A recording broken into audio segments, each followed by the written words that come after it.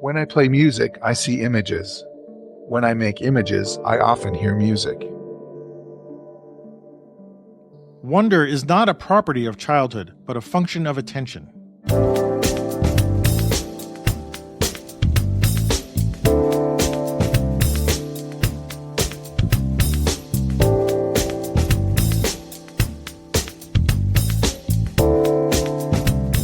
Hey, welcome to the Street Shots Photography Podcast. This is Antonio. And this is Ward. And this is episode 250. 250 shows. Well, 250 for the middle of March 2026. And 2020, the area code for most of British Columbia, my neighbor. Yes. Yay. The head office of the company I work for, it has a 250 area code. Oh, really? Okay. Yeah. Oh, so you knew it right off the bat. Okay. I know, right? Absolutely. I dial it all the time. Right. They're part of the NAMP. The NAMP. NAMP, whatever the NAMP. Okay, cool. Yeah. Well, middle of March. Middle of March, number 250. 250. Wow. I don't know what to say about 250. It's just quite a number. That's 2 episodes a month. Yeah, it's a lot. Wow. That's a lot. It is a lot. It's too much. It's a lot. Too much. No, it's nice. It's consistent. We have a nice consistent thing that we're doing here. A pace, a cadence. A cadence. A drum exactly. beat. Yeah. Yeah. Yeah. We're stalwart in our moving forward, and we've been very good at doing this every 2 weeks. We haven't missed. Oh, you have. I just show up. You try to cajole me the comic relief, right? Yeah. Yes, the old comic relief thing. Yeah, that's a good way to do it. So, how are you doing? I'm doing good. Yeah. Went to see Alex Soth on the weekend. It was interesting, and got to meet him, and he signed my books and stuff, and we can talk about that later. I think we'll talk about it later. Where did you see him? Where was the venue? It was at the Central Library downtown. Okay. Here, and it's a beautiful old building, and they have this really nice steep amphitheater and very heartfelt presentation, and it was good to see the man and have him sign my books, and was happy to be there. Oh, someday we'll get him into Nebraska, I hope. Well, okay, so I asked him. Oh, you I did ask him, and we didn't talk about this. He said he was just there in May. So you just last missed May. him. Oh, just last May. He was actually in Lincoln. There's a gallery there. He was in Lincoln. He said he was in Lincoln. Okay. I was saving that for you. I probably know the gallery. I mean, there's, I'm getting to know galleries here in terms of the names. I haven't visited all of them, but I probably would know it. So, yeah. But he's looking at me, but he's like, I was just there. I'm like, oh, good. I'm sorry. Okay, that's great. That's great. We're on the map. Well, I knew we're on the map, but that's wonderful. Great. Well, and you said you got some books signed by him, so that's great. And he did a wonderful thing too, because I was sleeping by the Mississippi or whatever, and they sign it. And I said, I don't want you to put something jingoistic or anything on here, just whatever your normal salutation is on it. And he drew a highway down the page, like the middle dashes and the shoulders of the highway coming down in like a kind of like a S spiral kind of thing. Yeah. And then he signed it, to Ward Alex Soth. I was like, road trip. I'm a road trip guy. That was a road trip book. Just perfect. I think I couldn't have been. I didn't give him any ideas. I just said, whatever you want to do it. Oh, that's nice. That's great. It was really nice. Personalized for you. Yeah. Wonderful. Yeah. How long was the talk? How about you, my friend? How are things going? How long was it? Oh, the talk was about an hour and a half. Oh, okay. Good amount of time. Yeah. Long enough for you to he covered a lot of his work, and it was very good. Cool. All right. Yeah, the camera store had almost all of his more recent books for sale you could buy, and they had a discount on it, and you got in line, and I'm sure it was another hour plus before he got through everyone. It was nice to talk to him. Yeah, that's great. It was great. It was really good. Cool. Yeah. Well, let's see. What about you? On me. This end, what's up? Well, we're basically having first spring here. Okay. We're having unusually high temperatures, which is actually quite nice. I don't mind it. Yeah. It really does a number. I mention it because it really does a number on my psyche. It's nice to. I mean, I like the winters here hasn't been that bad. I was anticipating more cloudy and depressing and ultra freezing, and what we've been having here has been. We got a lot of sun, even if it's freezing. There's still sun, which might be unusual. I don't know. Well, that's the prairie. That's what we have here too. Most of Western Canada is sunny. Yeah, although Angie says it might be unusual, but like if it stays like this, that's fine.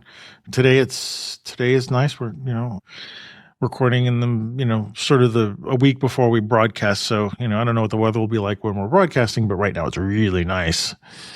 Cool. When we publish, she's not broadcasting. We're not a radio station here. It's like no, we could start a pirate radio station. But anyway, we did go out to see the Sandhill cranes. Oh yeah, last weekend, and they're a little early. I hear. And we went out, and it was pretty incredible. I mean, we didn't go out at a time where they're the most, but there was a lot of birds everywhere, and they're all making this great sound. This weird sound. It's really surreal. To see these things. Yeah, I grew up a mile away from the migration route of the Sandhill cranes. Yeah. Wow. Exactly. Yeah. So I did bring my camera, and unfortunately there was something amiss with it, and none of the pictures are coming out. I'm still looking through them. They're all slightly out of focus, and I was a little worried that there was something wrong with my camera. It's my Fuji with the 150 to 600 lens with the 1x4 teleconverter on it, and everything is slightly out of focus. And I was like, something's wrong. I'm able to salvage a few of them, the few that I'm looking at, using Topaz Sharpen to bring stuff back, but it's not. Something's wrong. And so the next day, within a couple of days, I went and took the camera out to the backyard, took the teleconverter off, and I was photographing birds in the backyard, and it looked fine. So I don't know what was going on. So a lot of the pictures that I took, they wouldn't have been that great anyway, because we weren't as close as we could be to them, and there weren't a bazillion of them like where a lot of people catch. But to me, it wasn't about the pictures; it was about the experience. I've never seen so many birds in one place, and the fact that the pictures may not turn out doesn't. I'm like, I'm not. I could maybe. I don't know how many more weekends they'll be around, but I don't think we have time to do that again. But I don't regret it. There was something pretty awesome about seeing. Also, the drive out there. This is the furthest west I've been in Nebraska, and I love the drive. There was something about going through these. And again, right now, Nebraska is brown on the bottom and blue sky on the top. And there's nothing green at all. And for some reason, I was just enamored by this landscape, which I would say relieved of it. Like, I wasn't really worried about it, but like, what if I didn't like the land that I was looking at? I really love it. There's something about this part of the country which I've never experienced before. Maybe it's the newness of it as well that I'm going through, which is fine. Okay, that's fine with me. And yeah, I might have a couple of shots of Sandhill cranes, but I'll go see them later, next time or something. I'm not. But it was really nice to go this far west. Maybe what the next jump will be a little further west. I don't know. But what else? So, yeah. And, I will be teaching. I'll be officially teaching a class at community college here in Lincoln. Nice. In January.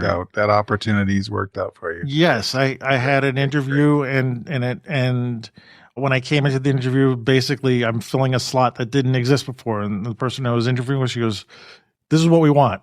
and I created a 6-week photography class. And then we just got into being able to get into the summer catalog. So I think I just got in right in time. But when the fall catalog comes out, it looks like I'll have more classes besides that one. So, I'm not sure it'll pay the rent, but it's what I want to do. It's your foot in the door. Yeah. Yeah. I'm really looking forward to especially doing a long form photography class. I wasn't able to get Brick to do that. We might have been, if I had stayed there long enough, I might have been able to get them to do a long form class. But the community college here is set up for doing that. And because they want to put people in seats, I said, well, let me do a 2-week, a 3-week, and a 6-week. And the person I was interviewing with gravitated right to the 6-week one. I go, this is the one we want. We'll do this one. And I had it all planned out. I'm going to tweak it a little. But anyway, I'm really happy about that. Cool. And this will be July that I'll start the class. So it'll be in the middle of summer. Oh my God. Can we say the name of the community college? Yeah, Southeast Community College. So I will post a link once. People of Nebraska. Right. Sign up. Sign up for the class. I get paid more when there's more people in the class. So the more people that sign up, the better. Right. But yeah, I'm really excited by that. So it's a step in the direction that I wanted to do here. And, if it leads to the other thing they have there is one-on-one classes too. They actually facilitate doing one-on-one photography classes with people. And then they sort of step back from that. They put the teacher together with the student, and then they sort of remove themselves from it. And so, I might be able to do more of that. So yeah, right. Exciting. Very, very cool. Yeah. So now I've got my task to put my class together. Of course, I'll wait until the week before we start to do it, but no, I won't. I'm not going to do last minute stuff. Yeah. That would be me. I would do last minute stuff. Yeah, last minute. I probably will leave some stuff for the last minute, but other than that, everything's great. I was really looking forward to this show today. Me too. 250, right? Because we have a guest. Who's the guest? Mr. Gavin Libotte. Gavin Libotte, a longtime listener. Hi, Gavin. You're listening to the show. Right? Thanks for the coffee and all your goodwill. Yes, and thanks for being. You were an honorable producer. Honorary. Excuse me. An honorable. Oh, he is honorable. He's honorable. He's very honorable, dude. He's not the mayor. The honorable Gavin Libotte. We managed to make a connection with him in Sydney, and we're going to be talking to him on this show. And it's an honor. This is on our 250th episode. And yeah, it was a great talk. So why don't we just get right into it? Enough of talking about us, and let's just roll into speaking with Gavin. How's that sound? Sounds good to me. All right, here's Gavin.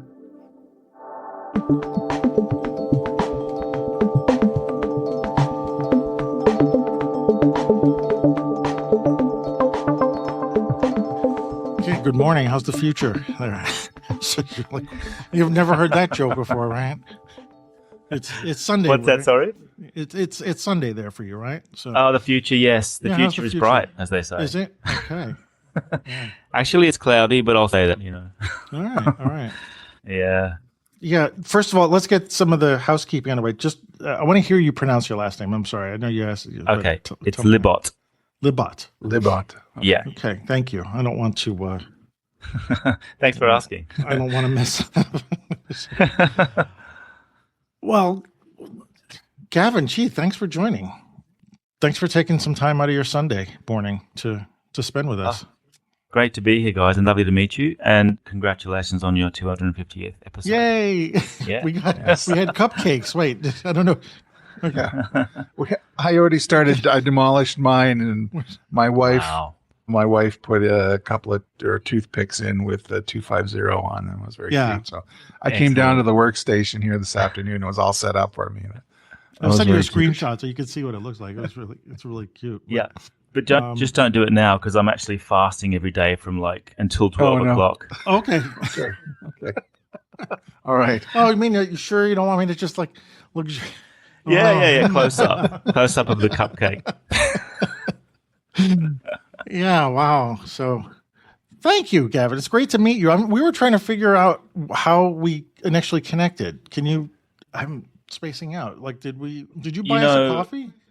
Yes, that was a while ago. I think, a few years ago. And I've been listening to your show maybe for about 4 years or so. But yeah, I've been really enjoying it. Yeah. Oh, thanks. Yeah, and you're honorary producer of the show, so I appreciate that. We can use all the help we can get. So, You've been listening for a while. Wow. So really, we're that interesting. We can keep you interested for that long. Okay. Yeah. I'm a dad photographer in my 50s, and I just love listening to you guys talk about photography. So it's like, great. I've got like an hour drive to work every day, and it's perfect for that. Yeah. Wow. So just so you know, you're the first person we've talked to in Australia. We've been meaning to try to get this. Yeah. So this is a technological, wonderful thing that we're doing, and I'm grateful for all the technology that's making this possible. And thanks for getting your working on your audio and stuff like that. Thanks for having me on the show. Yeah. So we're just doing a soft roll in. We're good. We're rolling. So, Ward, I'm talking. You go. Well, why don't we'll start at the beginning, Gavin? Yeah. We know a little bit about your bio, but with photography podcast, why don't we just talk about how you got into photography? And you have kind of an interesting journey compared to other dad photographers like myself. Yeah.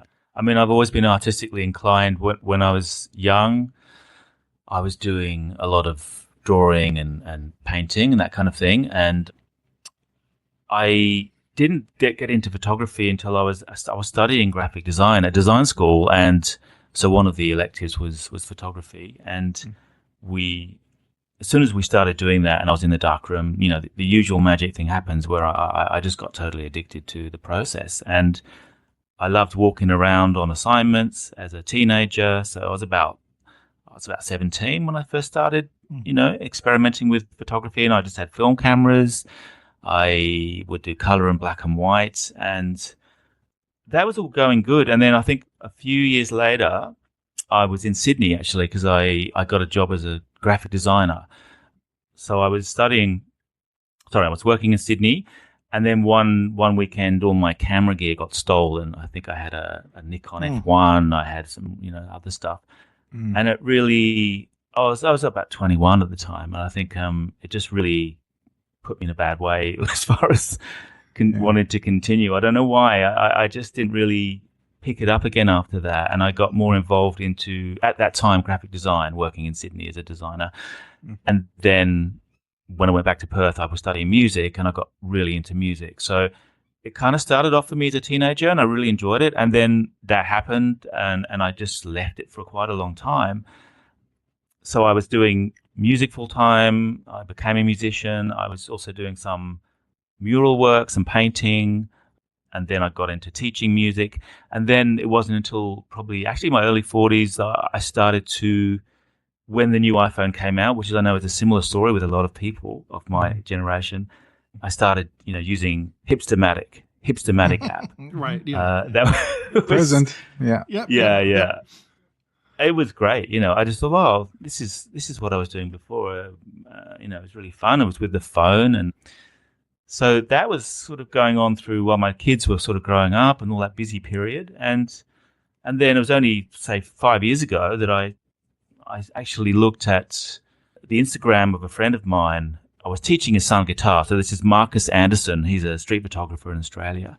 He's a very sort of edgy, black and white, high contrast street photography guy, and I was really blown away by his stuff. I immediately resonated with it, and it took me back to when I was young again. And I thought, this is something inside of me just said, look, you have to do this. And it was one of those moments where I looked at his stuff and I thought, I have to be out there now doing photography. I've been waiting for too long, So that really inspired me. He put me onto Trent Park, and other Australian photographers, and then told me about other people who were obviously more international. But that sort of Australian cohort got me going, and I started with the Ricoh GR3X, I think, and later got the Fuji. But that really prompted me to start shooting, and I was basically shooting every day. Like every day for the last 5 years it's been going on because I'm so having such a good time, taking photographs on the street. Are you still doing graphic design work, or is it photography full time?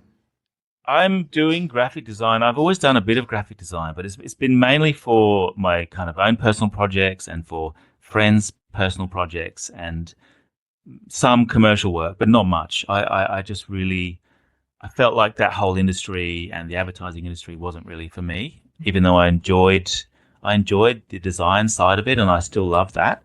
But you know, the whole selling product side of things didn't really fit me so much as to work in the industry in that capacity. So yeah, I was more into to music and what that could do for the community and for the kids and for myself, and yeah. Hmm. Well, we've seen you quoted in your books and zines and on another podcast that I listened to about the back and forth between music and photography, and that Yeah.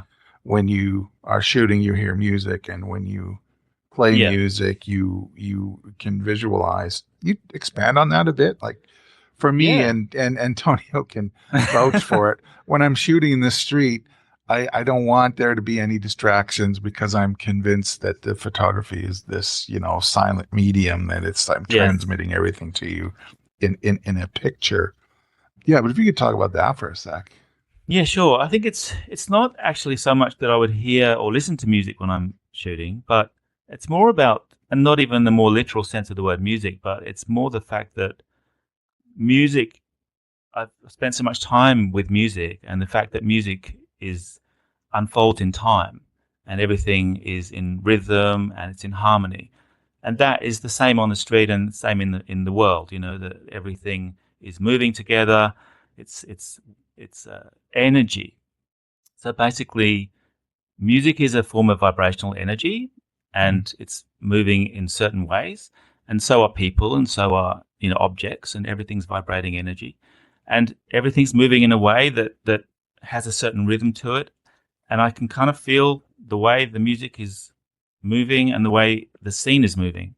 So it's kind of like I guess that's my perspective from the musical side of it, is that the timing and all of the things that happen in music have to line up in the world as well, for your physical objects to appear in the scene in a certain way that relate to each other. And it's almost like a dance, it's a dance of the world and you relating, and the subjects on the stage and all of the objects that create the composition.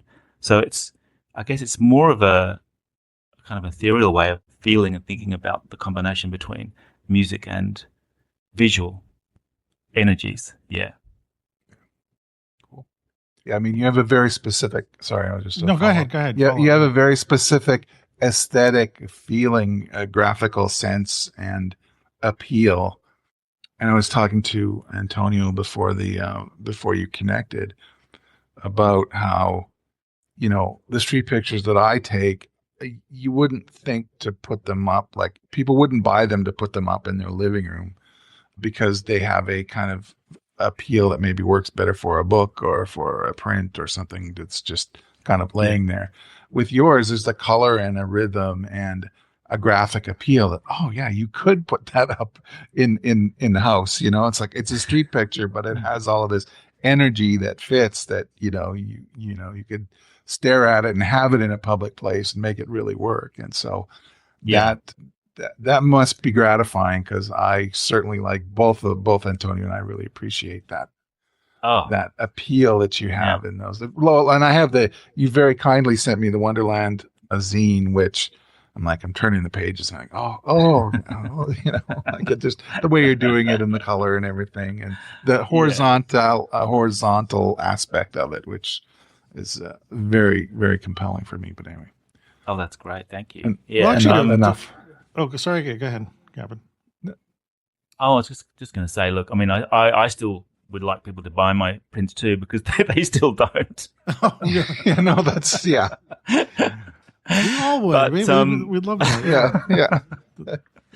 We all would. But, I think that because of the training I had as first in design, and then I actually went to art school and did sculpture and painting and art history and everything, it's very hard to unsee that, because you kind of look at so much amazing art that's been considered so much by somebody that you really, for now, I just have to, I can't post a photograph unless I feel that it's working perfectly, mostly compositionally.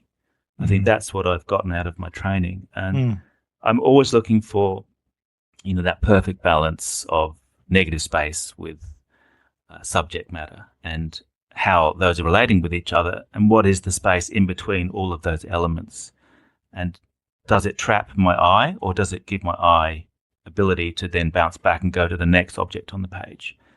So I'm very quite anal about that, about the whole compositional side of things, and it makes it that much more fun because it's that much harder to create a shot, especially on the street, where you've got moving elements and weather and everything, to get that correct. But it's so satisfying when it happens, because you just you get that result. And if it doesn't happen for me, I'll just have to go back to that situation again, or that area, that scene, and just keep shooting it until I get it.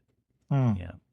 Let me circle back around the music thing, because for me, music, when I hear a song, something that just resonates, there's an intangible characteristic to music that I can't put to words, right? Maybe for me, if a beautiful song comes up, my emotional response to it is maybe to tear up, because it's not that I'm sad. So there's an emotional connection between the music and me, and I don't have words for it. And as I'm looking through some of your pictures, I'm wondering if some of that comes up for you, either when you're taking the picture or when you're doing your post editing on it. Does something intangible come up for you when you're looking to pick a picture, or you're saying, this is it, this is like to connect to the music part of it, if that makes any sense? Yeah. I mean, I think it's all about the feeling you get, when you're in bliss or when you're in happiness. And that relates to being in present moment. And I know that sounds like a bit of a cliche, but it's what happens when we eat food or when we touch things. It forces your mind to be only here now. And all of the stresses that are related to the future and the past are not existent anymore. So I guess that's like my yogic philosophy, and how that relates to the art. Anything that you do in life is the same. Is that you're at your most happiest and at most peaceful and at most blissful when you're only in the present, and you're not anywhere else, and nothing else touches you. It's like everyone knows, and you guys know this when you're out shooting. A lot of the moments are like that because you're totally focused and 100% on doing one task, and it blocks out everything else from the past and the future. And that connects me with myself, with a part of myself that is the quiet, beautiful part of your soul, your person. I'm not sure what it is, but your being. And whenever you can access that through anything that you do, and with music, it's essential, because music, it unfolds in time, but it holds you in that moment when you're listening to it. And that's why the moment, for music, for people, is so important and so popular on this planet, I think, because it really keeps you there. Your mind is relaxed and calm in one place. You're with yourself, and you're present with yourself, and nothing else is distracting you. And I think it's the same with what we're doing, what I'm doing, and the more you commit to being 100% with that, what you're doing with the the process, or what you're doing with the art or listening to the music, the more you're going to feel that beautiful feeling of what we actually are. And I think our essence is, which is just joy and love and peace.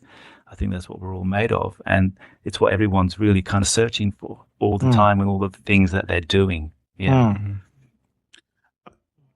I'm feeling I'm going to jump around a lot. This is not going to be linear in some way, because I want to connect. First of all, you just created a book called, let me get it in front of me, Symphony Number 5, right? And thank you so much for buying one.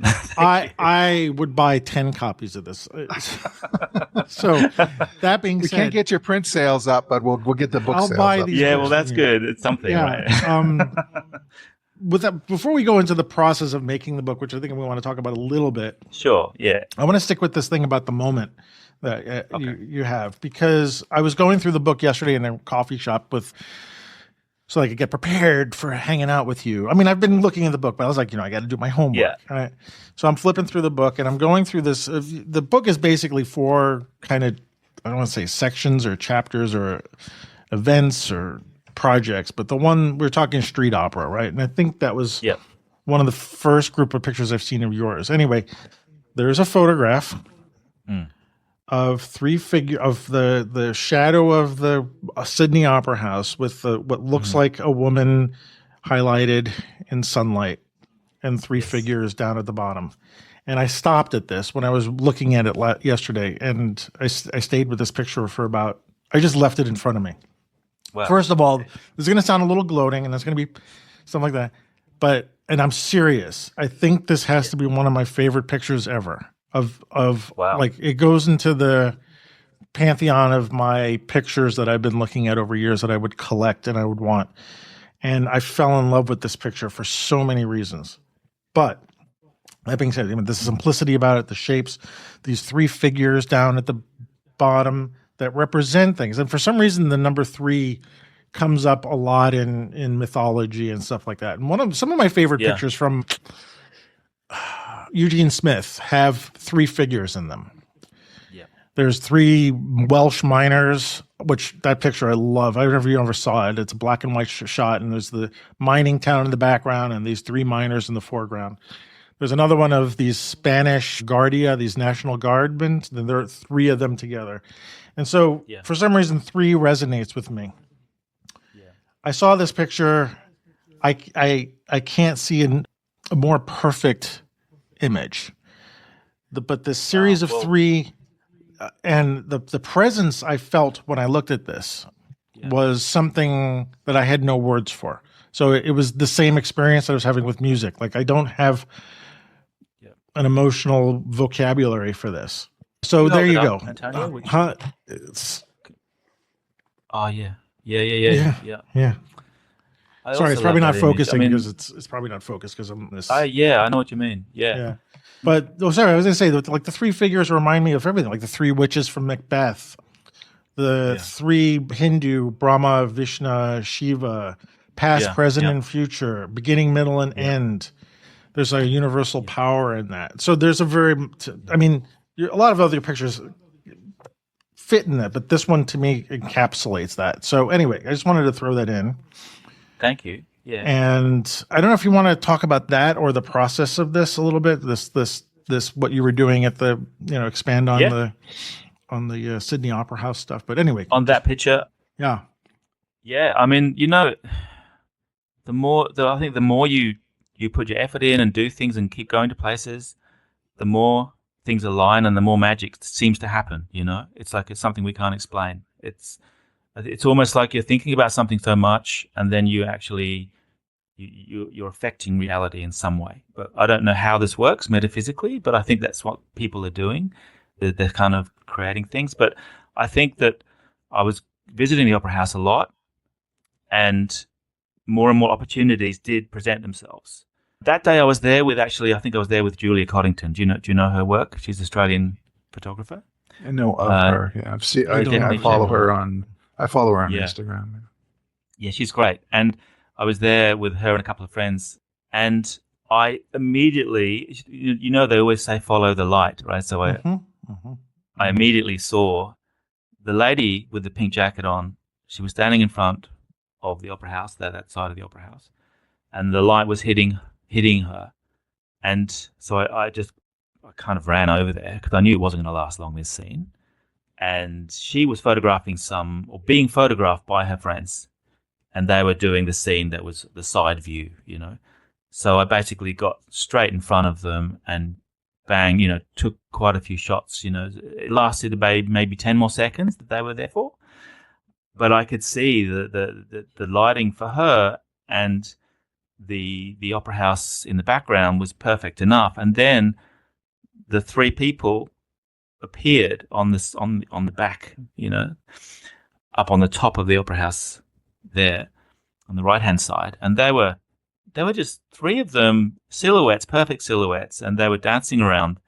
And I just happened to get the one, the shot where they're in this perfect position, and I just thought, enter stage right. Here comes 3 people to play their part in the scene. They're in the background and they're there to create, layering, and it's just all happening, it's kind of one of those unbelievable moments where you just feel like you're living in this little miracle moment, and you don't really realize until you get home and you see it, on your computer that it's actually a decent shot. So you you just think, well, I'm just glad I kept pushing to go back to this place because, obviously for some week nothing happens and you just feel like you want to give up, but then you've got to keep going because it's just a timing thing, as I was saying before with the rhythm of everything, you get these things that happen and you're amazed. I'm amazed by them, Yeah. Well, just to let you know, it inspired me to write my next Substack article. I literally sat there. I looked at this, and what came up in my mind, and I won't go too much in this because I don't want to spoil it, but often if there's a picture that I like a lot, I say, usually to a student, I'll say this, is like, I wish I had taken that picture. And they often take it as a compliment, and I understand that. But then I realized that what is it about my own work that I could never really say that? I could never say, I love my picture enough that I wish I took it. And I mean that, kind of like stepping outside of myself. Of course I took the picture, but I looked at this picture and what came to my mind was I wish I had taken it, but it made me think about why would I say that? Because I wanted to get into your mind and your psyche about how you created this. And it's not the physical act of creating, but like, what did you see and how did that work? And I guess what I want to do is be in Gavin's shoes in your brain, like occupy your space to be able to see something. I wouldn't recommend like that this. all the time. No,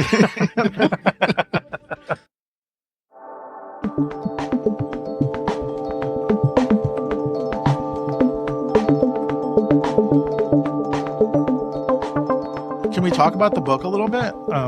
Yeah, sure. What brought you into making a book? What was the impetus to finally say, I'm going to put my stuff in a tome and get it out really, there? You know what, guys? I wasn't even thinking about a book, but I was thinking about it in the background. I think we all do because everyone would love to make a book. It's a great way to keep your work, preserve your work, and print it and everything. But I won a couple of years in a row at the Paris Street Photography Awards, and they had an affiliation with Snap Collective, which is a publishing house in Copenhagen. And they basically contacted me and offered and said, look, would you like to do a book with us?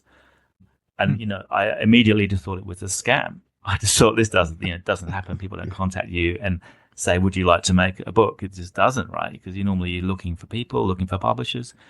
So I kind of got to know them a bit and spoke to them and spoke to some people on Instagram who had already done this process with them. And I realized it was actually a legit thing. And it was, so I just said yes. I just said, look, I'm not getting any younger. I'd like to, definitely want to print some of my work. Let's just do this and see what happens. And I spent about a year back and forth with those guys. They were really good to work with, just getting everything, choosing all of the images and working out what the concept of the book was going to be. I insisted to them that I would design the book because I wanted total control of it. And I sound terrible like that. They have designers there, which I did end up working with a little bit, but I did the layout myself and InDesign, and I kept on going back and forth, so it took a bit longer. But I was really glad that I had that opportunity to spend that much time because I knew the sequencing alone was going to take me a long time to do. Mm-hmm. This whole process of the bookmaking was new to me, though. I was contacting people.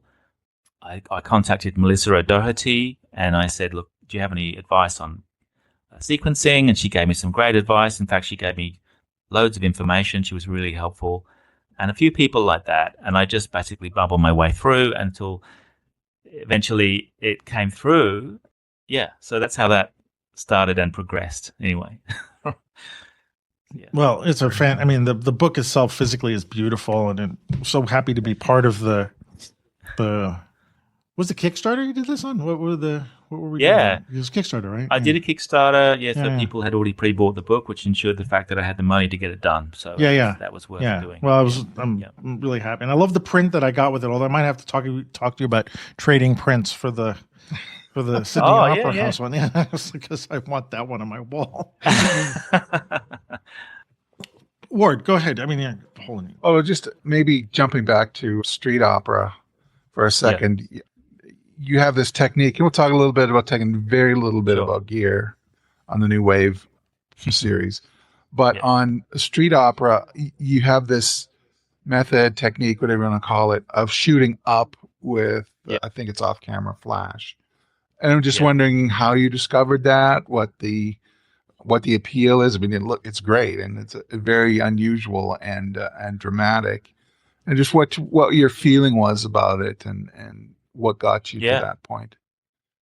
Like I think I'd seen photographs by Gilden, of course, and people like Dirty Harry and people who use flash in that way, Bragdon Brothers, and I really thought there was something in that. I thought these do look really different to me. They look more exciting, more dramatic, and I first time I got my off-camera flash, I used also the flash Q system for that, and I just thought, look, people are doing this technique a lot, but I haven't seen anyone do anything from street level, like hardly anyone with a flash like that.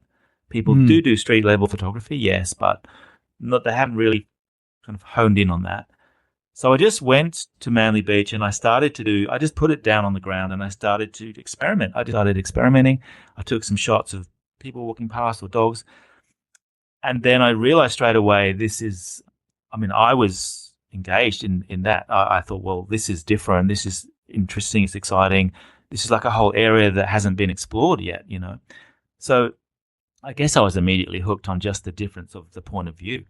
The flash itself, because I love, as you were saying before, I love art and things that are lit well, beautiful films, beautiful art.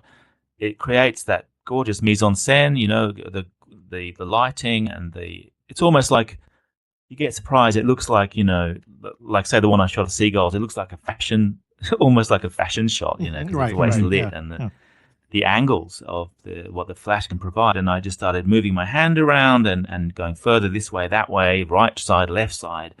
And the results were very engaging. And I thought, well, this is definitely worth spending some time on exploring and turning into a long-term project, So that's how that started. Yeah. You're taking the flash sometimes, and at least what I'm seeing in the book is you're also not just doing it from street level, but you're going now straight on to people and shooting flash. Tell us about your experience doing that. I mean, did you start from the ground and move up? That's different. Yeah. And what's that like? Because I personally would like to learn about that because Sure.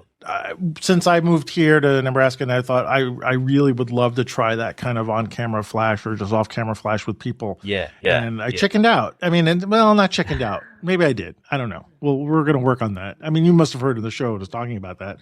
I've chickened out many times myself. Don't worry. Yeah, but you succeeded in a lot of stuff, and especially the Maya section.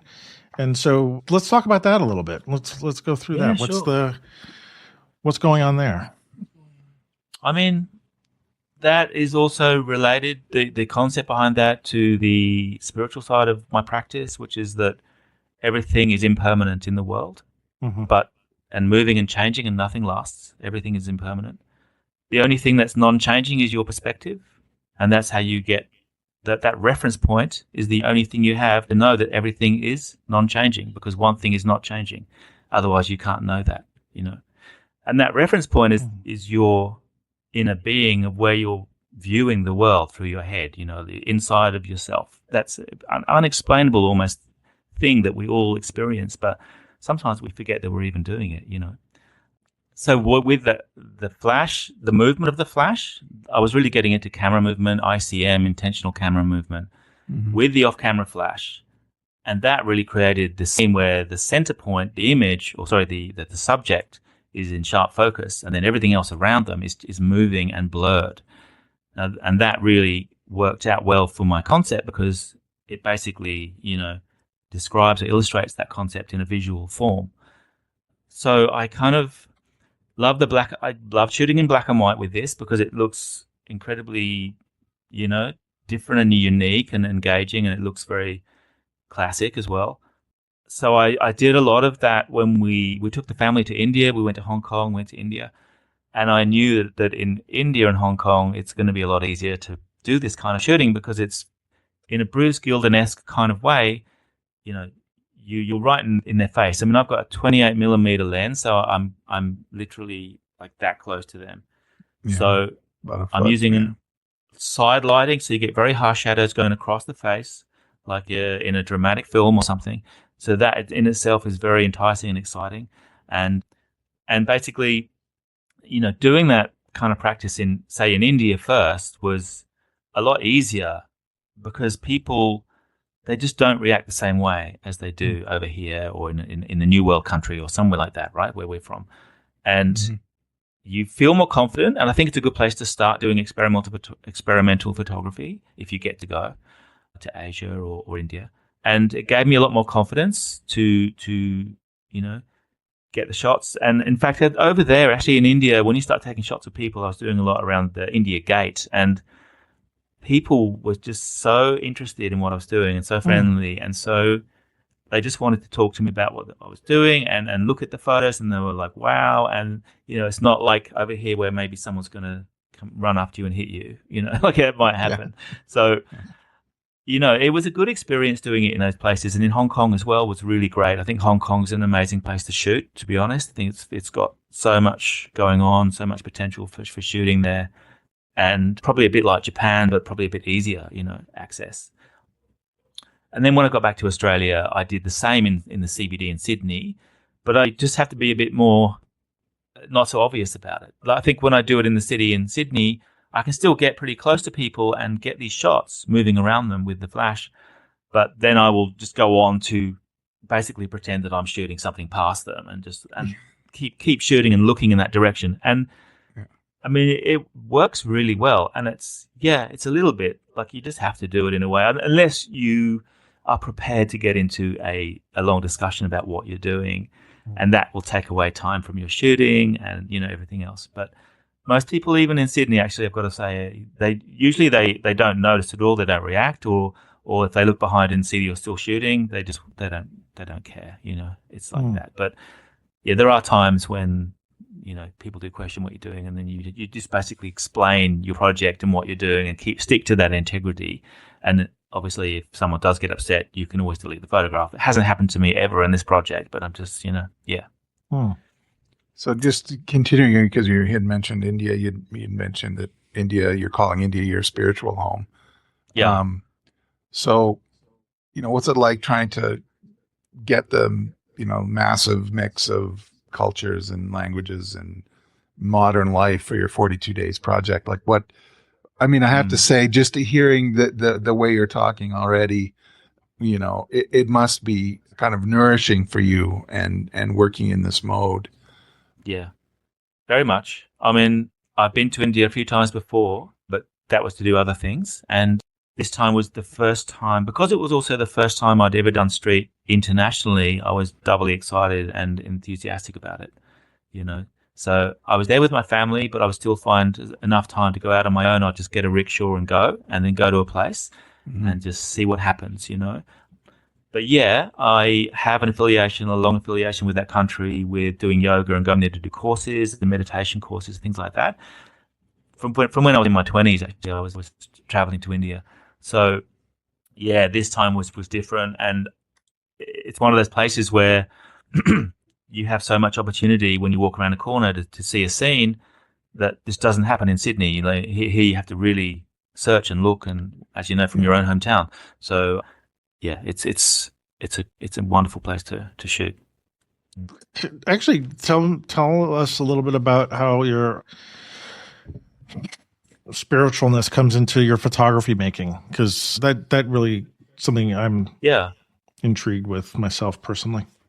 I mean, as I was saying before, like Antonio, like with trying to be present, it's really about managing your own mind. Everything comes down to that. Your quality of life is like the quality of your mind. So, if you've got billions of thoughts coming in and out and lots of chatter, when you can't function, you can't relax, you start to get depressed. So for me, because I had that issue when I was younger, actually, I was on like antidepressive drugs when I was in my 20s from, I think, various experimental drug taking experiences or things like that kind of went wrong, and I realized I was way too fragile for that kind of lifestyle. And then when I started to get into my meditation and that kind of thing, that really released me from any of those medications, and that set me up to realize I've got to really look after myself. I've got to look after my mind, my my body, the way I'm feeling, my emotions, all of those things. So I think that discovering the camera is having this special friend. You know, you're walking around, you're seeing things so fresh, and I think that whole process of making images with a camera is so involved, it's so immersive. You can't help but benefit from doing that. You know, it has so much good to give you. Yeah. You'd mentioned that to follow up on that, you mentioned that the iPhone brought you sort of back in. Yeah. Like, touch on that experience again, because I have a feeling we're in the same boat.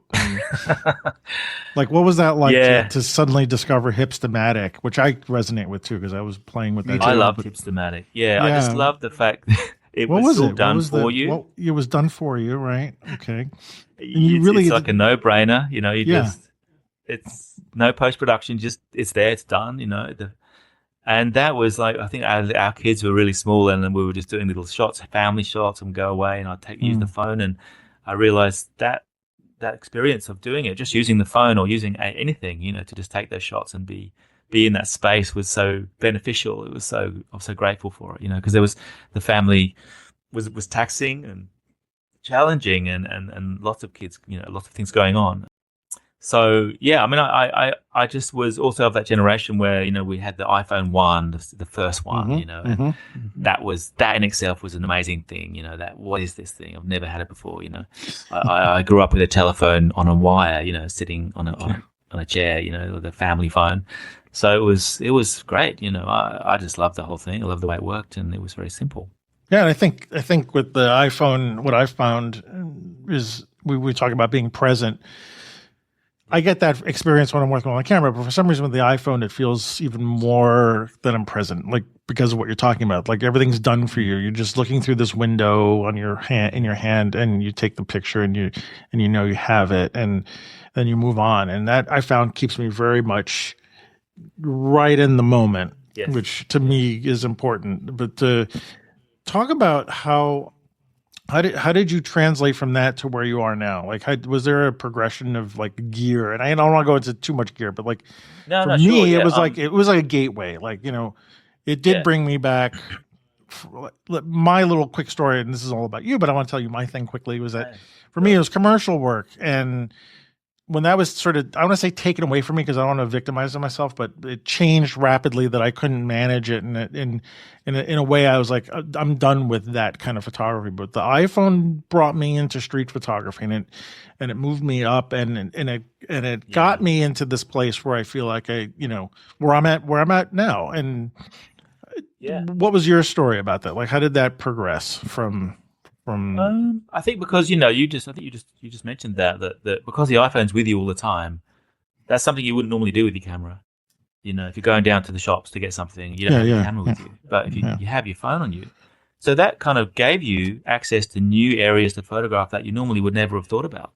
So I think in that sense, the iPhone's done some great stuff for photography. You know, it's brought people back into it in that way, and it's given them access to all of these daily life scenes that are normally very mundane that can become something quite amazing and grandiose, you know. So there was that, the iPhone, but then I really wanted to upgrade as soon as possible, so I got the Ricoh GR3X, and then I got a Ricoh GR2. The GR2, I've got to say, is an amazing camera. I got it for like $500 on Gumtree, and I took some of my great early shots with that camera, and it's got some really nice profiles on it. There's one particular one, I can't remember the name of it. It's awesome, especially on the GR2. It's different from the other ones. So I really appreciated the profiles and that, and then I've got the Fuji X100V, and that's been my main camera for the last, say, 4 years, of pretty much all of the shots in that book. Some of them with the Ricoh, but most of them with the Fuji. I immediately put the 28mm lens converter on it because I wasn't happy with 35 because I was getting so close to people. And then I would momentarily take off that converter and then shoot in 35 when I needed it, when I couldn't get further back or whatever. But most of the time it's that 28mm. And I've just loved this camera. It's still going really strong. I've thought about getting a new camera. I've always looked at people shooting Leica, and I've thought, wow, they do look gorgeous, and I'd love to try one and whatever. But I just haven't felt like I've needed to, because I've been doing everything I've been doing with the Fuji has been really satisfying to me. And I thought, well, why would I need to change that right now? Yeah, I'm happy with that at the moment. But I kind of feel like I would like to try the cameras, but I just haven't really felt, it's been okay. Yeah. So that brings me to the next question about gear specifically. So your water pictures. Yes. That seems like special gear to me, because you're above the water, you're under the water. Sometimes you're right on the level of the water, so you get your subject above and below. The new wave section. The new wave, which is I love this stuff. Yeah. There's a hack. So for that as well. if you could share that, because I think I might. It's very compelling, that series, and I'm like, maybe I could. Thank you. Try that. Yeah, I mean, that camera is an Olympus TG6. Okay, the Tough series. Mm-hmm. Yeah, Tough series. So it's a very simple camera. It's also around $500, I think. Yeah. So, yeah, amazing camera. I've got to say, that camera, Olympus seem to make great cameras. That it's got an amazing lens. It's only 12 megapixel, would you believe? Mm-hmm. But I've had quite big prints made of those images, and they look great.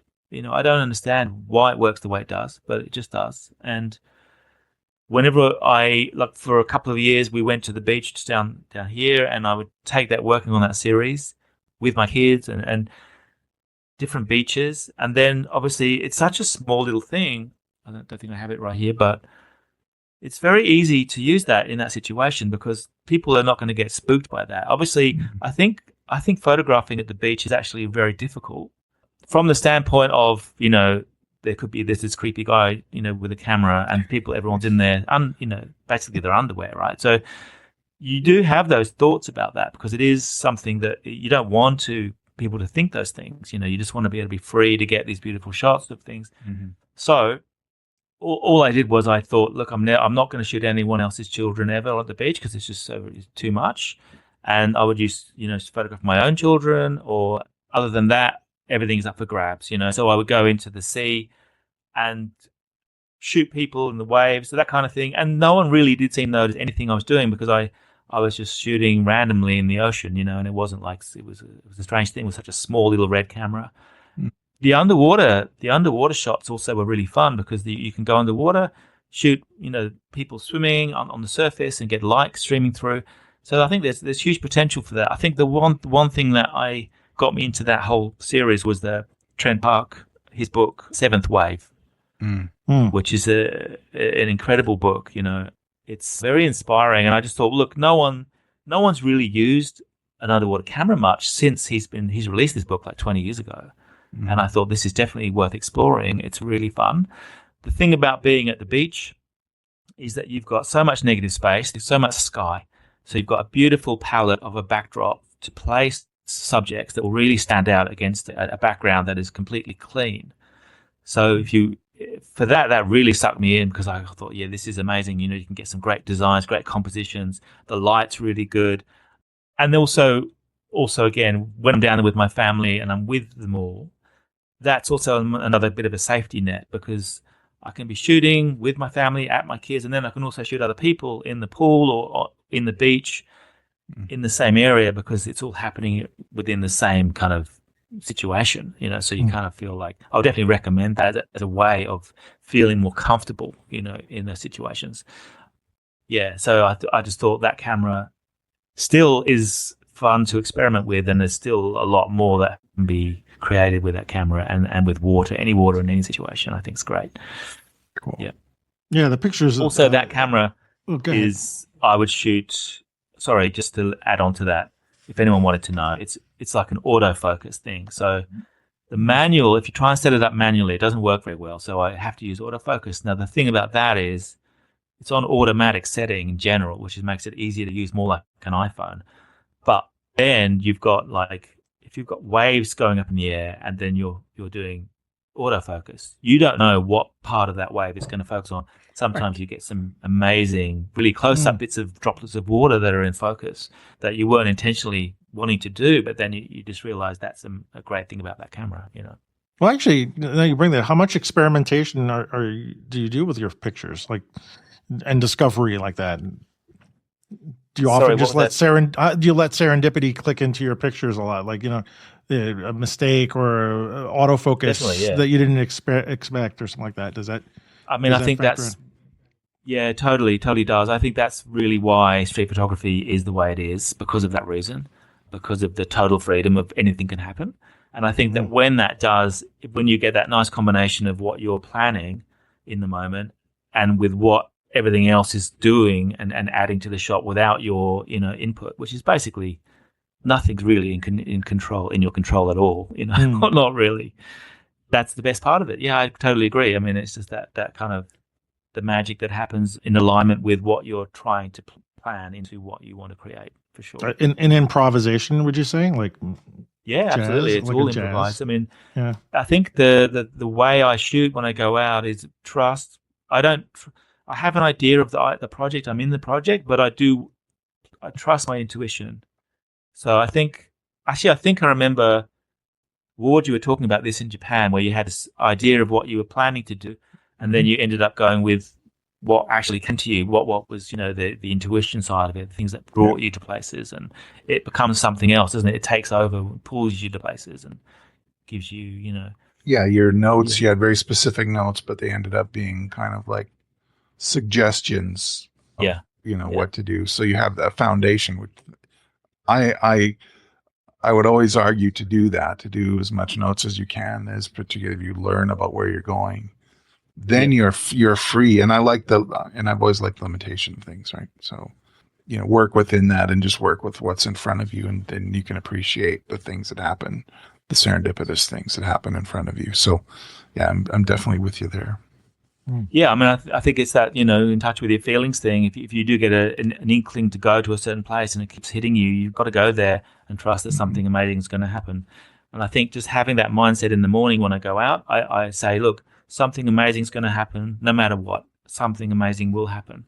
So I do have that kind of mantra, and it always works. It's more of that letting go of the control thing of trying to create the shot yourself, but it's unexplainable. It is Mm. a strange phenomenon, but it's definitely worth trusting.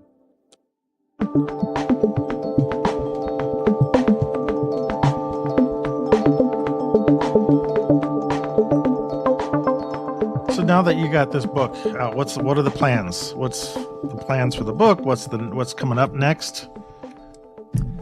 I'm You guys working are on about to a. go into winter there. Is that We are, yeah. yeah? We had a So very strange summer. It was almost like not a summer because why?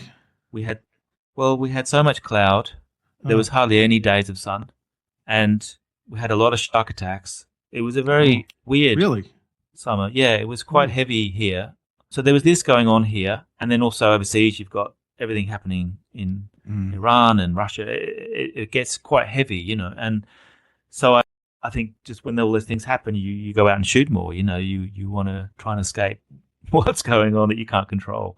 So, but yeah, so summer it's still very hot. It's very humid at the moment, I've got to say. hmm. But there are some sunny days, but there's just not that many. So I'm still shooting. I'm still finishing off my Sydney Ferry zine. It's Hmm. called Passenger. So I've been doing that for a couple of years, and I'm just working on the design and redesigning it and being fussy about it. And other than that, I'm doing a project where I'm shooting from within my car, and the whole project is everything shot from within my car. So the Hmm. whole year, this year, every scene has to be shot from within the car, looking out, and I'm using flash and not flash, and I feel like it's that those restrictions for me is one of the best things I've ever put Hmm. on myself because Mm. I just love the way that in the car we spend so much of our time looking at the world through the car windows and in our trips every day, Mm. and it frames things in a way that's just absolutely gorgeous. I think you've got so much potential to have multiple frames with things going on in different scenes and lighting, and then it depends then again where you park your car, or you can park it in any scene anywhere you Hmm. want at any time of day. Mm. And But then, of course, in Sydney, it's very hard to find parking. So it's like there's lots of lots of obstacles there, challenges. There's the art, but what a great parking spot he got. Yeah, that's right. So after you've taken your shots of inside the car, you go outside and you take a shot of the spot that you got. Oh, the spot. And you record that. So yeah. Do you I mean, it sounds like you're going to be making more zines. That's the direction you're going to go in, more than doing another book or something, right? Just more accessible. Definitely, yeah. I think zines are really fun. They're amazing to make, and if you can get into designing them a bit yourself, it's much more fun and immersive. Yeah. Yeah, and Ward and I have been talking about the zine that we made, and we have the one copy. It's lying around here someplace, and for some reason, when Ward was showing me the zines that you guys traded, it just got me sparked into thinking I got to redo ours, because we put a lot of effort into it. And I like the zine quality. Yeah. I'd love to get a copy of that one. Yeah. Okay, well, we're going to shrink the size of it, though. I think I'd like a little smaller. You make it more like that 6x9, like mine. Like, yeah. You make it a thing. But I like this idea of trading zines with you guys. Yeah. And I'm bummed that I missed that one that Ward got, but I understand. At least I got the book. That's okay. It's a treasured possession. I love it. Yeah, I know. I love it. Well, I don't have anything in my book collection like this. And Oh, wow. I'm very happy to have it. well, the Thanks, Ward. little Thanks for your blurb that kind you words, just Ward. the little blurb you just sent about following the swan around. I love that. That was I'm surprised the thing didn't turn around and like just peck at you, because they can be nasty sometimes. If They're we're Canada surprisingly geese, docile, it actually. would definitely Canadian geese. They're Really? They're nasty. Yeah. Yeah. They'll get you. I think the geese are the ones you got to watch out for, but swans seem to be okay. Yeah. Swans are Okay. all right, but Yeah. geese, I wouldn't do that with a goose. No. Which means I should probably try. And see what happens. We have some Canadian geese here, Canada geese here. But anyway, Whatever. Yeah. Canada geese, whatever. Let me just go back to something for a second, and I know we're holding you in time here, but I want to get at this. So Sure. you had this big. How old were you when your cameras were stolen? Oh, I was about 21. Yeah. Yeah, I could see that being a time where you might like, okay, I'm done and something like that. But like now you're here, and you could go back into time and talk to your 21-year-old person who just lost their cameras. Yeah. What would you say, in the sense of, it seems like, because that's a pivotal moment. Like, would you have, if your cameras weren't stolen? I mean, again, we don't know what would happen if you go back in time. You could have ended up in the same spot.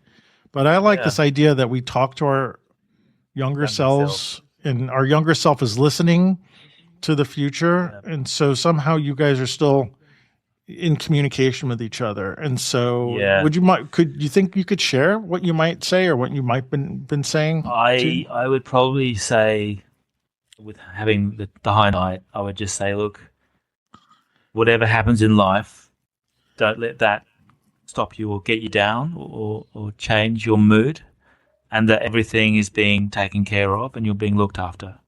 That's what I would say if anything had happened to myself at that point. And then just to keep moving forward and doing what doing what you're doing 100%. I think just knowing that these things don't define us, and that good things come and go, and bad things come and go all the time. That's the thing I would tell myself. Everything's changing, and nothing is staying here. So you've got to keep, seeing things in a fresh way. I think the whole Wonderland thing as well was more about, when you're a child, you are in wonder all the time naturally, and we tend to lose that as we gain more layers of stress as we get older, and we don't tend to see the world the way it is. We see it in a version of it the way we want to see it as we're older. So the whole thing about photography and what photography can do for you, or any art practice, is to learn to play and to see things fresh every moment, because it is, and that's all there is, right? And to be in wonder at what actually is an incredible environment and actually a magic show. But no one really truly understands. We're all sort of intellectualizing all the time about it, but we're in this kind of strange reality, magic show, where we don't know where we came from, where we're going, or even why we're here. But that in itself gives you the license to just enjoy what you're doing right now, because there is no other alternative. It's well said. Do you think 21-year-old Gavin is listening to you now? Probably not. Okay. But luckily I am, so it's okay. Yeah. Okay. This is what counts. Yeah. This is who we're dealing with right now. So. Right. I know. Yeah. I know. But somehow we all have these people living within us. I think there's no sense of time within us, and It's true. yeah. We're constantly in this flux of past, present, and future, which goes back to the trilogy, I think, a little bit. And again, I'm just sort of putting subliminal messages in your head that I got to get that print from you somehow. I'll send you the print. Don't worry. No, we're gonna work. We'll No work problem. this out. So Seriously. yeah, Gavin, I want to wrap up on this note. Just that I really appreciate. First of all, I'm really happy to see you and meet you, virtually this way. And I hope we can stay in touch with each other because I really enjoy your perspective, where you're coming from. And I think I have personally a lot to learn from you. I have some inspiration from the book and your discussion about like how to do techniques. And I just want to try things, especially because I'm now in this new place. So, but I would love to keep our channels Absolutely. open. I really love listening to you both talk every week, and I learn so much from you, and I have done over the years. And I just love the fact that you love what you're doing and you're sharing it together, and you have such a beautiful way of describing and discussing how your lives are unfolding in relation to photography, and everything else that's going on. And it's quite a unique, platform. So thank you guys for putting the effort in to creating something like this and continuing to do it 250 times. I really appreciate that. That means so much to me. Anyway, Gavin, thanks for joining us. It was an honor for you to be on our I don't know what you call it, 250th show, but it's a great honor. I love this. The muffin episode. The muffin is. Oh my God! There's the name of the show. Sorry. No, Except not for me. Yeah. Okay. Well, we'll figure something out. We'll do it. And we'll plan to have you on again, please. I want to, I know it's a little difficult in terms of timing, but we seem to make this work. So, yeah. Actually, it only worked the first time we set it up. I had my brand new MacBook Pro, which I just bought, right? And I thought this is going to be great because I'm using my new Mac, and it didn't work, and I had to go back to this one, which is 15 years old. Oh. And this worked for some reason. Okay, yeah. All right, Gavin. Well, it was great talking to you and great spending some time. You too, guys. Thank you. Okay. All right. I'm going to stop the recording, and we're going to watch the. Okay. Yeah, we'll just. You should see things start to pop up on the side there. So when are you going to go? Do not close this browser. Yeah. When are you going to go to Japan, Gavin? When's your trip? I'm going April, so I think just before April, so March, end of March, and we're going for 3 weeks. Cool, because my son just left for his first walkabout there. When did he leave? Thursday. And he's just gone there? Pictures. Yeah, he's just gone there, and this is his first international trip anywhere other than driving across into the U.S. Yeah. So. Yeah, he'll a Christian mission accosted him into getting baptized again, and he said, "Hitting the ground, I'm going." And he's like, he went out to the horse racing track. Yeah, he's not a gambler, but he just wanted to see what goes on. And wow, so he's having a great old time. He's got my old little X20, my Fuji X20 with him. So it's 12 megapixel. That's it holds up. I still have mine. I got to find a battery for that. I just dug it up when I unpacked and. It's a great. Well, I told him to go to Yodobashi Camera, but they didn't have any. I mean, they have knockoffs there, but I think I'm just gonna because my daughter lives there. She's in Tokyo as well. Oh, amazing! You've got that's an amazing opportunity for you for sure. Yeah. We went that's where that zine came from was from that 2-week trip. To visit her among other things, and I'm going back in November. So I have to finish. Okay. Going in November, and I want to do a trilogy of those zines. So excellent. That will continue. No, you've got me inspired, Ward, to go with the whole Japan thing with your zine. It's great work, and I really wanted to. Thank you. Yeah, so I'm really sort of out. Did you receive a zine yet? Did you guys like? Yeah, he sent me this, and So I was a little bit on the nose with the catch and throw between pages and stuff, and I thought it would be just funny to go through, and it's through the eyes of a tourist. Yeah, You know, absolutely. some of the an awkwardness between, and putting in my own awkwardness. I thought it Yes. worked. It worked. Have So, you guys had much experience shooting Leica at all? No. I have a friend who's got one. It's too much for her. Is Which is it? making me jealous because she's like, I said, you don't know what you have in your hands. I was like, give it to me. I'll use it.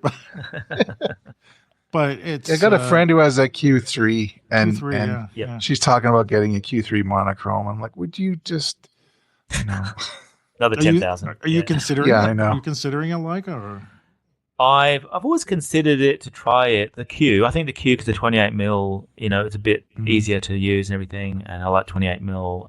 But I would only get one second hand. I would never buy a new one. I don't think it's worth it. Yeah. I think, you guys know as much as I do. It's not really about the gear. Is it? It's about how you see Yeah. things. You can pretty much use anything. But they definitely have something about them. They're beautiful.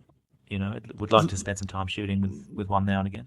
There is a characteristic to it that I, would love to play around with. And that's what I think about all these cameras. They all have their own little voices. And it's not like one can replace the other. They just speak their own language. And whether you resonate with them or something like that, that's entirely up to you or something. But no, I just never had the opportunity. The reason why that's kind of why I got the Fuji cameras, because it was like the poor man's Leica. It looked like one. People come up to you like, "Who's that, a Leica?" Yeah, it's like nah. I took a little red dot and I put it on the camera and it looks like a Leica. So well, what appealed to me was APS-C. Right, I just got rid of my 7D, my Canon, and like, what direction am I going? And it was the XE3 was just coming out, and that's my bread and butter. So I have two XE3 bodies, cute little thing with the 23 on it. So I'm just more of a 35 equivalent guy. I was thinking about that, Ward. I was thinking about getting one of those cameras, then upgrading my Fuji to something like an XE3, but I have never used them. I know you can change lenses on them, which is great, isn't it? Yeah. But what do you like about that camera? Well, the size, first of all, coming from the X20 was a nice step up. Now the XE5, I did ask the camera store here in Calgary to order one in for me, and when it arrived, I didn't chicken out. I wanted to save my $2,000 for travel, so I just said let it go. But they still have a black-bodied one in the store. I was in there last week, and I'm like, I might still, but I'll wait till I'm fine. I've got an XS20 and two XE3 bodies. That's what I've been traveling with. And I have the 16-1.4, the 23, the 50, and then I have a 55, like one of those 7 Artisans, Chinese 1.4. Take that, and then a fisheye just for hilarious whatever. But I've never used them. I did never use them in Japan. In Japan, you were using the 23 and the 50, right? 23 and the 50, yeah, and that was it. Yep. Yeah, there wasn't anything else that. Yeah, but I'm definitely going to be closer, and I think I'm going to be using a little bit more flash, and that my idea for the next zines is going to be more the interior, the creep factor that goes on in the street there, which is really a thing. It's not there when you're just walking around, but if you look for it, you find it. And so I walked into Ikebukuro, like going from Shinjuku, going a little bit further outside the neighborhood, and then all of a sudden you see guys who are dressed in double-breasted suits and hookers around, and it's like, this is Yakuza. And so how would you feel about shooting those kind of people though there? I didn't have a problem. I do have some pictures, but I'm not. They may be in the later zines. Yeah. But it's just interesting. Because we do want you to come back from that next trip, Yes. But it was funny because I was ID checked, because they like to check foreigners to see if they have their passports on them. I was ID checked twice. Once was in Shibuya, where I was a little bit, I guess, I was noticeable. And then again, shortly after, I walked into Ikebukuro there, and that's, the cop kind of just took me aside to ID check me. And I think really it was just to keep me away from those people, is what I'm thinking. But I don't feel the same sketchy sense that I do here in downtown Calgary or Phoenix or the places that I've been to in the States. It's just not the level that you have to have. The hair goes up on the back of your neck. It's not there. Nowhere yeah. that I went felt, even with the Okay. homeless issues there, it's a completely different vibe. It's much safer. Yeah, it feels also like that in India. That you don't feel under threat at any moment, any time, and it always feels good. There are some place areas that you don't want to go to, but in general, it's very safe. I think you're saying the same about Japan, right? So Mhm. yeah. Yeah. And people, what I sense is, and we had gone back and forth a little bit about what you asked for some, whatever, my advice of going to Yeah. Japan. And what was I going to say? That you get a sense, it's more of a feeling that you're in their personal space, but they don't react. They're too polite, is the way I guess I would put it. Okay. Yeah. But if you want to go into that space, you can. But I would rather have people not know they're being photographed Yes. than flashing, doing the Gildan thing and flashing the light in their face. Did you notice other photographers in Shibuya when you were there doing all of this kind of photography? Oh, shooting yes. people and all that stuff? Yeah. Japanese folk, Chinese folk, us whiteys. Yeah. No, there was a lot of, it's like, Yeah. And another thing, and I've said it before, and I guess it's really kind of crystallizing now, is if you're looking for something, you will find it. Yep. I'm looking for other photographers. Oh, there's one. Oh, there's one. Suddenly there's half a dozen of us at Shibuya Crossing, right? Yeah. And, if the light is right or whatever, certain times of the day, and, I research sunrise, sunset, and all that crap. You go at certain times of the day, and there's another guy, and you're like nodding to the guy, or, older and younger. The Fuji X half is really huge there. Like, they can't keep them on the shelves there. Which is the X Fuji half. X cameras? The Fuji X half. Yeah, it's that sort of semi-toy thing. It's vertical. It's supposed to be a takeoff on a half-frame camera. Wait, Oh, really? yeah. Let me turn off my. Did you get one? Yeah, I got. He's got one. I didn't get one. I'm more of a I kind of like. I'm a bit of a snob there on that front, and that I don't like.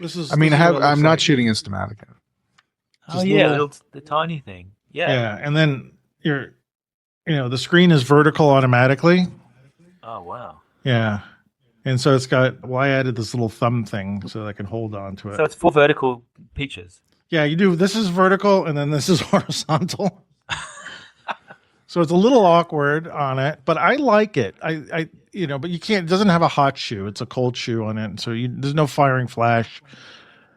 But it has potential, Yeah. But it is an expensive toy, I think. So it would be good to use for shooting half images and then putting all of those different images in different halves together. Yeah. Yes. Well, it's got a feature on it that lets you do 2 side by side. So you do a diptych. Oh, cool. Yeah. Which is kind of fun. I did a few frames and I was like, okay, this got potential. I think it's got this experimentalness to it that you could have fun with. So, but I do think fun. it's expensive. Yeah.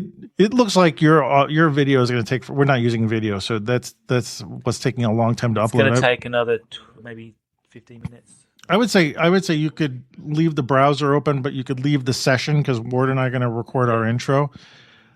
That being said, I got to figure out how we could do a print swap or something like that. So, but totally, yeah. Gavin, that picture, I don't mean to make your head swell, but it's okay if it does because I think you deserve it.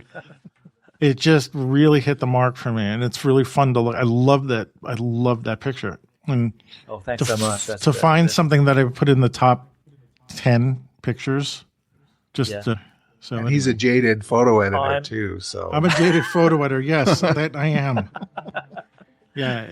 So definitely, I'll go through your archive or your photography on your website and choose something. Yeah. I'll try to give you some galleries too that you can look at. Yeah, so, that'd be awesome. Yeah, I'd love to print something for you, and I'd love to do a print swap. But thank you. That would be. I think I'm getting the better deal. Well, so was I, because he sent me this beautiful color, sumptuous, from a warm country kind of thing, and I sent him this little black and white thing. Listen, it doesn't even have color in it, Yeah. Oh, that's because what I'm into now is the whole Japan thing, so it worked perfectly for me. Yeah. So, it's great. Yeah. I mean, my thing is whatever you're looking for, you will find it there, and I don't. There's enough people, there's enough urban, there's enough variation, there's enough shifting energy there. And because I love cities, Me too. like grew up And in also the country, food there, but right? The food there's so good. the food. But I would say, and I think maybe it's true of Sydney too, of the best Japanese restaurants that you could probably go to in the city. And my daughter lived in Geelong, so she would often make trips to Melbourne. That the sushi there is pretty good. And when they did go to Japan, it was about the same. And I think and Antonio spending most of his life in New York, the sushi that you get there is probably as good as what you might get in Japan. But there's the local specialties like the okonomiyaki from Hiroshima and stuff where they can only really make it the way they do in those. And I would say look for those. Work up the nerve to go to an omakase once, maybe. It's a lot of money. Omakase is you sit there and the chef just makes one of each and gives you like a 30 or 40 course thing. So they call one that bit of sushi teppanyaki. and it's you just eat it as it comes, and it's whatever the chef has in stock, and it's quite formal. And the other recommendation is to go to an izakaya, which is where the salarymen go for their post-work. What's that called? Sorry, decompress. Izakaya. It's a kind of pub / it's like tapas, if you want to think. You sit down and they just put a plate of, I don't know, squid or something in front of you. It's sort of like the table charge, which you pay for it, but it's just to kind of, get you started and softened up a little bit. The beer arrives and then you order off the menu. The menu items are cheap, a lot of skewers, things like that. And you just sit there and you're sitting there with guys. And it's funny because Japan, it seems like the workforce is so much younger than in Canada. I don't know what it is in Australia, but I just find everyone's like, these guys are in their little suits and things, and they're in their mid-20s, and they have this formal. There's one picture of the three boys walking in Osaka that I have, and they're like these guys in their 20s, and they're already this formal business suit thing, which you don't really have that so much in Canada, at least where I am. It's just this kind of strange energy of people working 12 hours a day and needing to decompress, 8 o'clock at night. It's just a different vibe. All right. Hey, Gavin, let's let you have breakfast. I will go and make or help make breakfast for my kids, and then I will have breakfast at 12 o'clock. So doing this crazy fasting thing. Okay. But I'll definitely go and have some water. Yeah.